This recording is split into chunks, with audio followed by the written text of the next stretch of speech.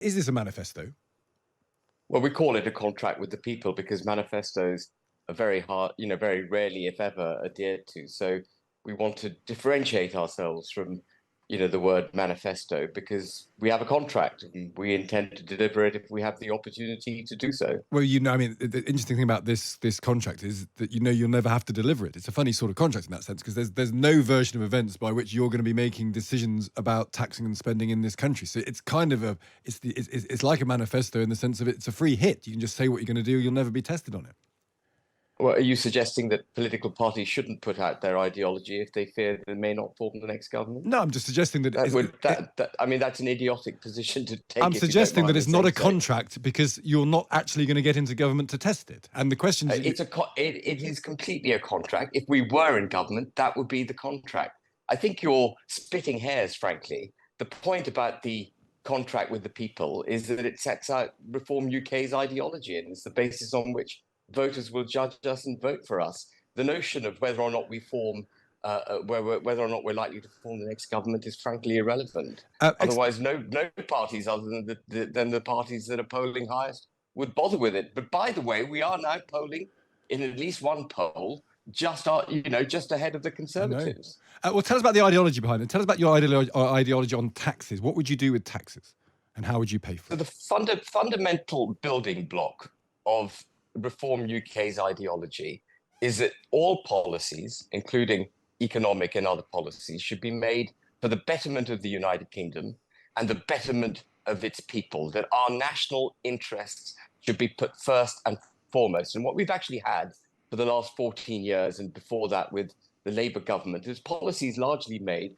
based on supranational interests, what they saw as the kind of globalist agenda. So at the heart of our policies is obviously the dramatic reduction of immigration, putting British workers first, putting British private enterprise first by reducing taxes and regulations on British private enterprise, promoting the working and middle classes who've been sat on both by Labour and the Conservative Party. They've both taxed the working class to their hilt, by not increasing thresholds most recently.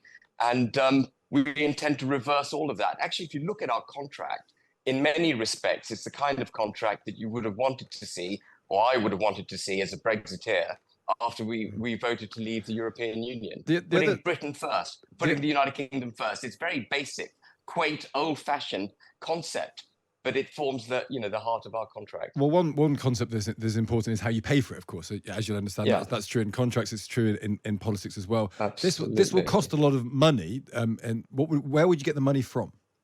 Well, can I just say a couple of things? Everyone bangs on about funded tax cuts. Yeah. If successive governments were so fiscally prudent, they wouldn't have raised national debt from 500 billion in 2005 to 2.1 trillion now.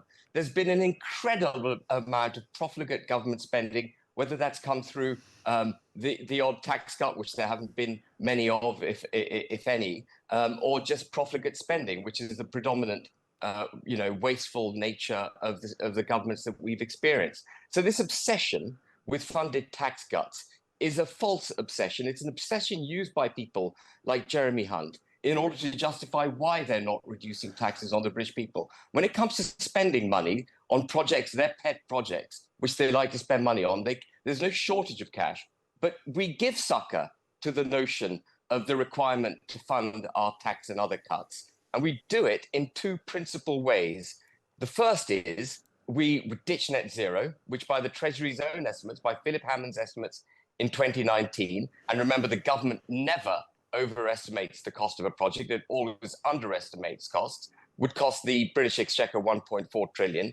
We do away with that. That's a saving of somewhere between 30 and 50 billion pounds a year. Staggering saving for the Exchequer. But you're going to have to do something in that area. That's not. You're not going to go from that to zero. The other big saving that we know, we are going to ditch the net zero agenda. So do nothing.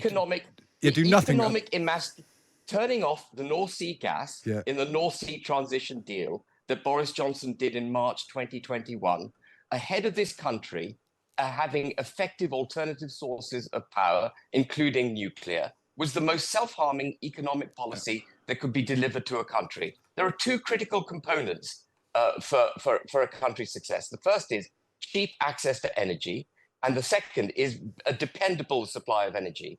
And our tilt towards net zero has undermined both of them. We are no longer able to efficiently supply energy to our industry and to the British people, and we have become energy dependent because of the ideological drive. But my question is, are you going to go from 1.6 trillion to zero? Are you going to do nothing towards a transition towards a carbon-free economy? We are going to remove all the obligations to convert cars from internal combustion engines.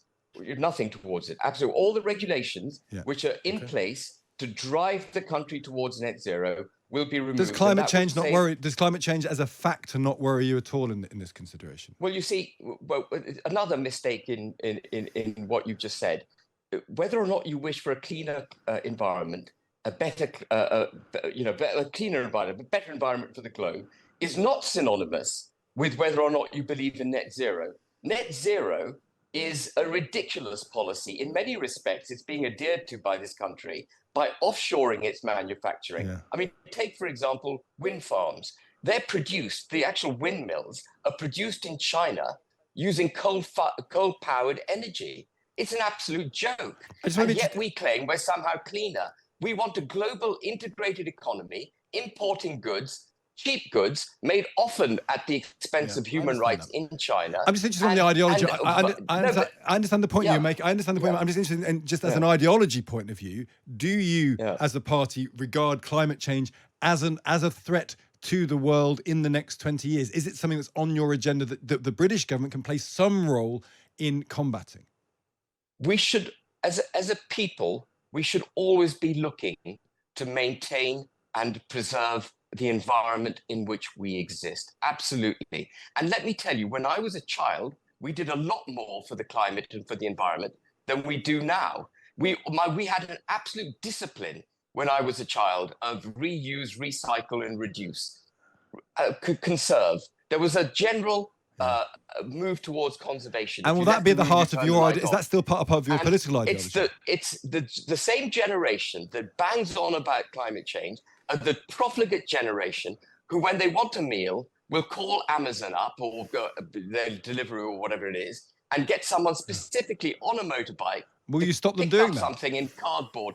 Well, I'm just saying, there's a lot of hypocrisy around. The people at the World Economic Forum who all dream up these policies fly into the World Economic Forum in their private jets with massive carbon emissions and carbon footprint. There is a lot of hypocrisy around. And what we've got to do is debug that debate. But we're not talking about the climate change debate at the moment. Your question was how we're going to save the money that we need to save in order to deliver our policies. And one of the principal legs of the savings is the ditching of the ideological and nonsensical drive of net zero by 2050. And the other big saving we're going to make is by not paying banks interest on the massive cash reserves that were created for them by bailing them out when the Bank of England bought their debt positions. That used to cost the Exchequer nothing. It's now costing the Exchequer over £30 billion a year, and we will ditch that. Ben Habib, thank you for joining us today.